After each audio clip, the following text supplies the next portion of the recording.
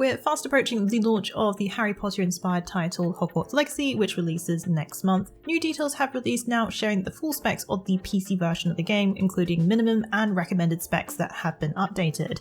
The minimum specs of the game have now been lowered, now targeting 720p at 60 FPS compared to 1080p. The RAM requirement has gone from 8GB to now 16GB for the minimum specs. If you want to know the full details for each of these spec requirements, you can check them out over on our Fextralife website. Also this week was the reveal of the voice acting cast, which includes Simon Pegg taking up the role of the least like Headmaster of Hogwarts, Phineas Nigellus Black. Players should watch out for this devious character as he will try to scupper the efforts of the player. This Headmaster also sounds like quite a disliked wizard as he'd rather attend his manicured beard than actual Hogwarts duties, a far cry from the beloved Dumbledore. If you're wondering where you may have seen Phineas before, he's actually appeared in both the books and films. His portrait can be seen hanging from the office of Dumbledore, but this time players will actually get to see him alive. Hogwarts Legacy has had quite a number of pre-orders topping the Steam charts already for the top 10 in best-selling titles despite having not released yet through its pre-orders. It also gained the most wishlisted game, but it hasn't been a bed of roses for the franchise as controversy has been prevalent. Despite this though, fans of the series have had the game topping the Steam charts.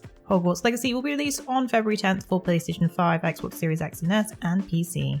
The newly released JRPG Piece Odyssey received a demo this week which shares the first 1 to 2 hours of the start of the game according to producer Katsuzaki Suzuki. The details were revealed in a recent video, and the demo includes parts that were previously made available at events. The demo also carries over progress to the full game, so if you're planning on buying Piece Odyssey, you can carry on where you left off. A bonus will be given to those who complete the demo, rewarding players with a golden jelly item. Players will embark with Luffy, who will meet Lim and Adio. You will also be introduced to the basic mechanics of the game when you play the demo. Piece Odyssey launched this week, a full-fledged JRPG that takes players on an adventure with iconic characters from the long-run manga. Combat featured is turn-based gameplay with enemies having different attack type weaknesses. There are different battle types with power, speed and technique. Expect dungeons, quests, puzzles and more.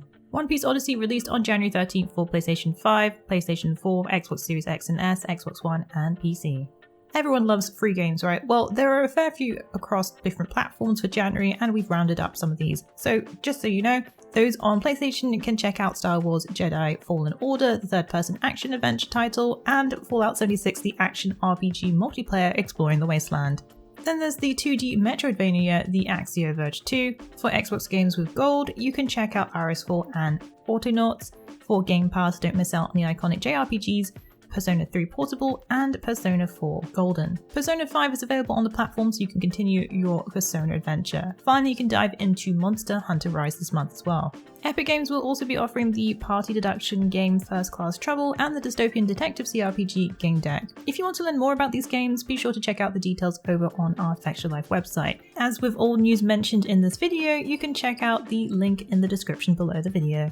For Lost Ark, we finally had the date for the previously announced Witcher crossover event heading to the online action RPG Lost Ark. Starting January 18th until February 22nd, players can take part in the time-limited event for North America and the European servers. In this event, players can gain new cosmetics and join iconic characters from The Witcher 3.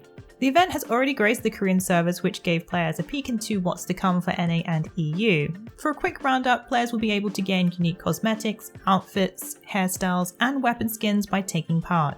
Players will discover a new island where Witcher fans' favourites Yennefer and Triss will be also lurking. A new trailer was unveiled by Amazon Games which showcases all the witchery goodness. If you've ever wanted to roleplay Geralt or Ciri in the world of Arkesia, well, now's your chance. The Geralt-inspired sword and axe are by far the best looking weapon skins out of the bunch in my opinion, but Ciri's dual swords and bard harp aren't too bad either.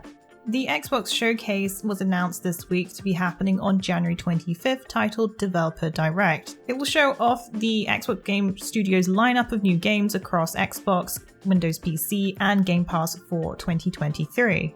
So far, the only games confirmed are ZeniMax's The Elder Scrolls Online, Arcane Studios' Redfall, Mojang's Minecraft Legends, and Turn 10 Studios' Forza Motorsport. Missing from this lineup is the highly anticipated sci-fi RPG Starfield, which will be getting its very own presentation at a later date. If you're eager to watch the showcase live, you can watch the streams through the official channels such as Twitch and YouTube, as well as Bethesda's Twitch channel and YouTube channels. This showcase will be streaming on Wednesday, 25th of January at 12 PM PST.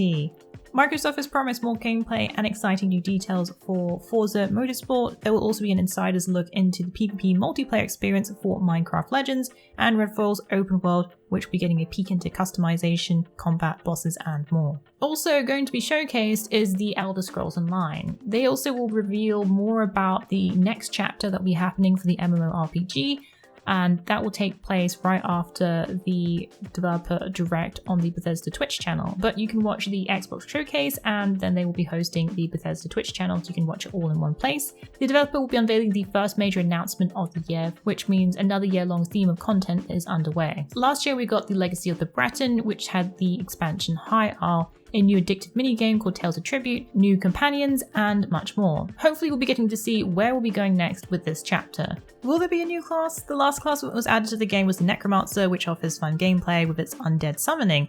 There could be new companions, as is what happened with the last expansion, but the tease of being the game's biggest update this year and a major new feature means something significant is coming. Of course, you'll have to watch the live showcase to find out more. A recent press release for Pokemon Scarlet and Violet has outlined the next major update will be happening in late February. This will include bug fixes and add functionality according to the press release.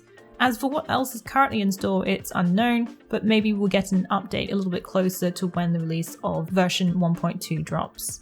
A new video was also released celebrating the 26 years of the franchise and 1008 Pokemon. That's right, Pokemon games have now surpassed the 1000 Pokemon mark as the latest entries in the main franchise were added. The game has continued to add further raids such as the 7-star Terra Raid battles, the latest raid being Cinderace, who will be having a return raid this weekend. The mention of additional functionality could mean much further improvements to the current in-game systems. Hopefully this provides a smoother experience overall.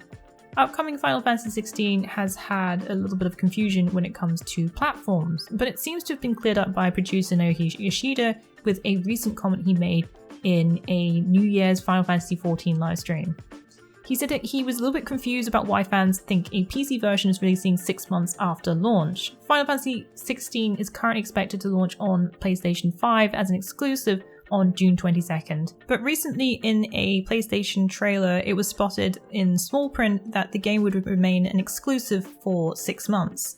The whole PC release expectation first came about when the game was first announced. Square Enix shared a trailer that included also available on PC. Later promotions and trailers only included PlayStation 5 and it became an exclusive to the platform. Yoshida said to fans that they shouldn't worry about other plans and joked that they should just buy a PlayStation 5.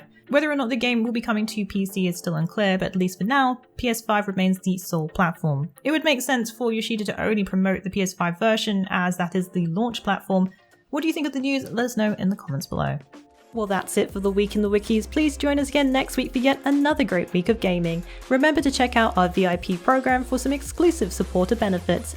And budding writers should take advantage of our Become an Author initiative. Thanks again for being part of this great community. Keep checking in with us with news, reviews, YouTube streams and vids, and general wiki goodness.